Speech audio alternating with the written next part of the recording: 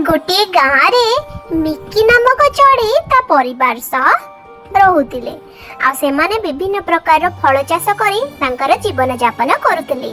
आ ए वर्ष मध्य सब वर्ष भली ताम सेमाने करिथिले सेओ चाष।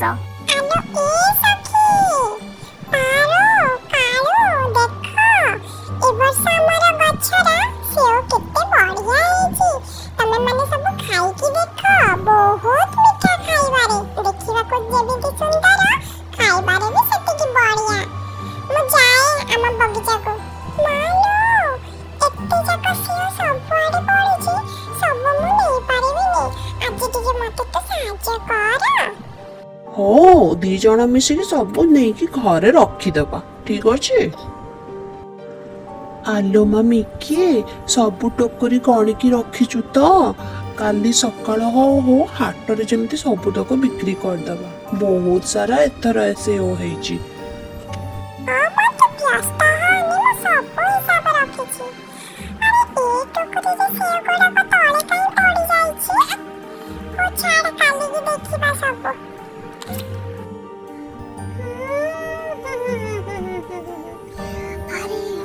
एठी त मिकी थिला कुआडे गला मो एते चिउता को कहउतली से कोन मो कथा सुनी पाललानी मो बरा जादू करनी सेओ।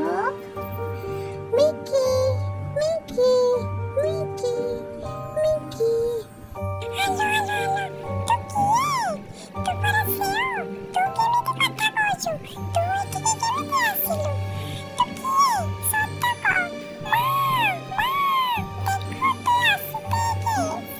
मिकी मिकी तू व्यस्त हो ना मु भूत नुह मु जादू करुणी सेओ मु तो लगैथिबा सेओ गछरो आसीछि मते जी देखा जाए मु तार दीटी जाक इच्छा पूर्ण करे। कहिलु मिकी तोर प्रथम इच्छा कोन?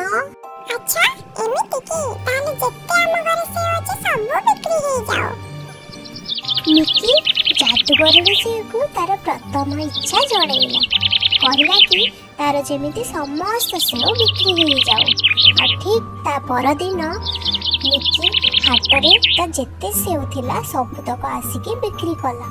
गोटे परे गोटे ग्राहक आसी से समस्त को बिक्री करुथाए आ से बहुत खुशी थाए।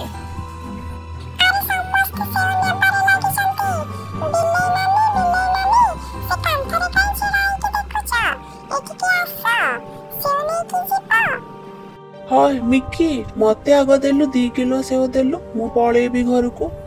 ओहो ले जा जादू करनी तू जानि छु आज हाट रे सब सेव बिक्री हे गला खास तोरी पाई। एबे को तोर द्वितीय इच्छा कोन?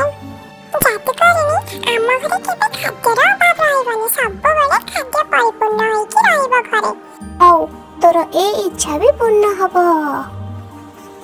अरे वाह एते सारा खाना ए खाना तो मम्मी खाई के समस्त को बांटिले मते सरीबनी। थैंक यू जादू करनी मु जाय बेटी समस्त को बांटी आसीबी समस्त खाइबे। आपण माने देखिले तो मिकी चढ़ई केमिति तार बुद्धि बଳରେ ସମସ୍ତଙ୍କର ଖାଇବା ଚିନ୍ତା କଲା।